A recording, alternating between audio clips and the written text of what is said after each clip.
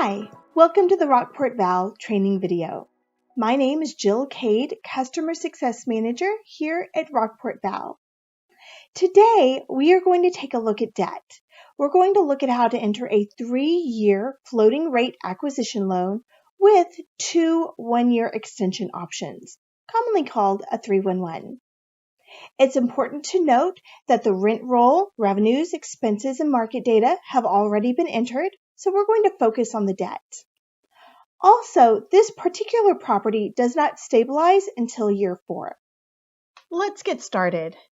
From the main screen, let's go to the debt section. We'll enter the initial 3-year term. For loan in use, we'll switch this option to yes. We'll give it a name of 36 months interest only because the initial term is interest only. The note amount is $50 million. The index value can be entered as a static field, or you can choose from a list of user-created indices. In our example, the index value is 2%. The spread is 2.28%. The lifetime cap will be 6%. Notice that these fields have red boxes around them, indicating that they are required in order to save this line of data.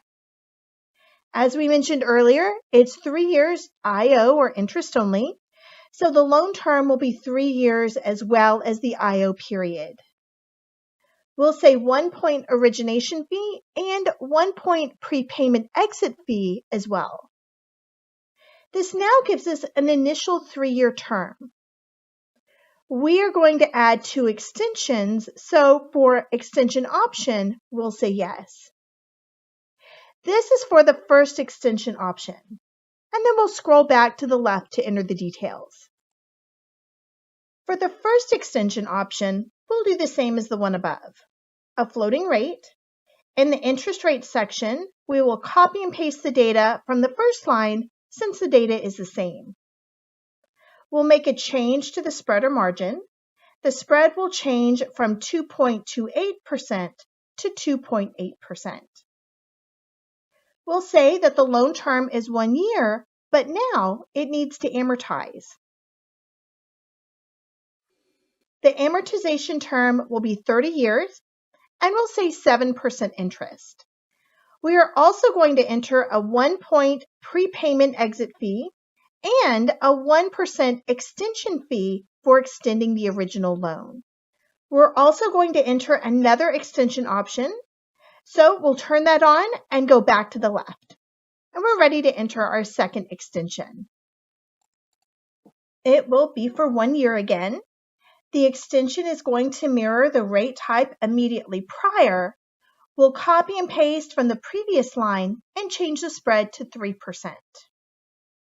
Now, we don't want to rerun the amortization schedule. We want to pick up exactly where we left off. So we're going to select Continue Previous for the amortization term.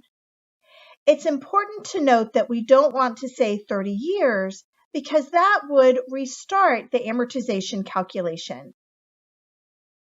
Again, we are also going to say a 1 point prepayment exit fee and also a 1% extension fee for extending the original loan. Now that we have that entered, let's enter a refi. On the far left-hand side, we'll turn on the refi loan. We'll title this refi loan, and it will be a cash out refi. We'll do a loan sizing as well. We'll select this box and then enter the details in a moment.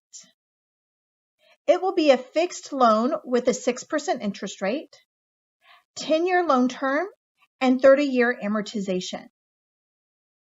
We'll now shift our focus to the bottom of the screen. Because we have loan sizing, we'll say 65% max loan to value ratio. Minimum DSCR or debt service coverage ratio will be 1.35. For the valuation, what the max LTV will be based on, we'll say that it will be based on the stabilized value. So the valuation will take place once the property has stabilized. This is entered in the valuation screen. To recap what we've done here, we have an interest-only loan for 3 years that extends for 2 years. During that extension period, the loan amortizes, and then we have a cash-out refi with a newly sized loan. Now, let's view our loan reports. We'll go over to the report section and click on debt. Notice at the top that we're looking at the first mortgage. It's shown on a monthly basis. We see the interest rate. There's no principal because it's interest only for the first 3 years. Then the extension option kicks in, we pay the fee, and then we see the principal starting in the extension periods.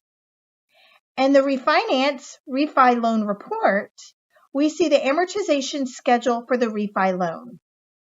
The dates, the interest rate, beginning balance, P&I, and the ending balance carried over to the following month. Let's go to the investment analysis section. We can view this on a monthly or annual basis, and we'll look at this annually. Here in the investment cash flow, we see our original loan here, and then the refi loan coming in. In year 6, we see a significant cash out to the borrower from the refinancing activity. This concludes the Rockport Val training video. Additional resources are available, such as training guides, training videos, and dozens of training tutorials. Or you can simply email our award-winning support team at support@rockportval.com for additional support or training at no cost.